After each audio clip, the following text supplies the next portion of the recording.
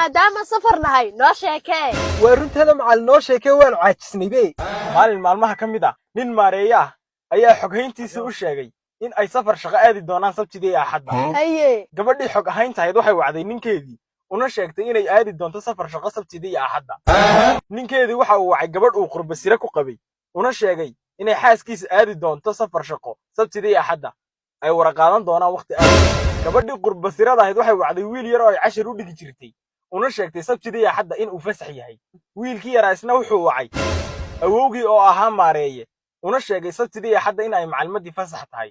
uu rabana inuu waqti la qaato haye odaygii maareeyaha wuxuu wacay xoghayntiisii in uu baaqday sabtidii iyo axaddii gabadhii xoghayntahaydna waxay wacday ninkeedii una sheegtay inay baaqatay sabtidii iyo axadda ninkiina waxa uu sii wacay gabadhii uu qurbasirada ku qabay una sheegay inay xaaskiisii baaqatay sabtidii iyo axadda gabadhii qurbasiradahaydna waxay wacday wiilkii yaraa ay wax baraysay una sheegtay inuu yimaado sabtidii iyo axadda wiilkii yaraa isna wuxuu wacay awowgii oo ahaa maareeya una sheegay inay baaqatay macalimadii inuu casharkiisa qaadanayo sabtidii iyo axadda kadib odaygii maareeyaha isna wuxuu wacay xoghayntiisii una sheegay inay safarkii bixi doonaan sabtidii iyo axadda gabadhii xog ahayntahaydna idna waxay wacday ninkeedii inay tegi doonto safarkii ahaa sabtidii iyo axadda ninkiina waxa uu wacay gabadhii qurbasirada ku qabay una sheegay inay haddana baxayso xaaskiisii sabtida iyo axadda gabadhii qurbasirada ahayd waxay wacday wiilkii ay macalimadda u ahayd kuna tidhi sabtida iyo axadda waxaa tahay fasax wiilkii yaraa isna wuxuu